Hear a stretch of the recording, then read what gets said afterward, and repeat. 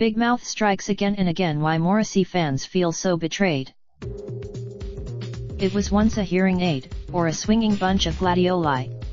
In the 80s these days, however, Morrissey prefers a different kind of onstage provocation. During a recent to see Morrissey embrace the far right so openly was shocking, but was it surprising? Ever since yet in the last year there has been little doubt about his views. He has claimed last year, his thoughts on Me Too were no less inflammatory. Of Anthony Rapp, for those of us whose difficult teenage years were only made tolerable by the Smiths, who considered him a friend as he evoked our inner turmoil through Walkman headphones last night. I felt real arms around me no hope, no harm, just another false alarm. It's hard not to feel cheated by his behavior. So just how did we get here? Morrissey's politics, yet other aspects of his character were on display even in his heyday. In 1980, Tejinder Singh from Corner Shop says his band were admirers of the Smiths, but began to feel wary of Morrissey in the late 80s, thanks to the tone of his solo songs such as Bengalian platforms, Shelve Your Western Plans and Understand that life is hard enough when you belong here.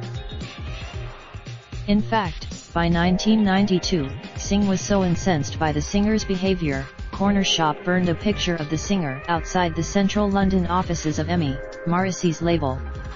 We took action because Morrissey is a complex star, and it can be difficult painful, even to untangle the things you love about him from those you despise.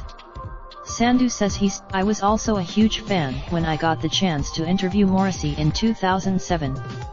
NME had agreed. I asked about his own parents being Irish immigrants, and how that had allowed him to make his very British music, to which he replied yes. But it's different now. Given the controversies that had threatened to derail Morrissey's career in the past, I couldn't quite believe what I was hearing. Up to this point, watch Morrissey performs song while wearing for Britain Party Batch The Independent. When the piece was published, all hell broke loose. Morrissey took action, but Morrissey's article didn't really explain the fact that he had, indeed, said all of the things NME claimed. In a desperate attempt, Gallery the 70s were a great time to be famous and lounging on a boat. Esquire. A week or so away from a date in the High Court, where I was to have been grilled by Morrissey's lawyers, he agreed to accept a weak apology from the magazine. We wish to make clear that we do not believe that Morrissey is a racist, it read.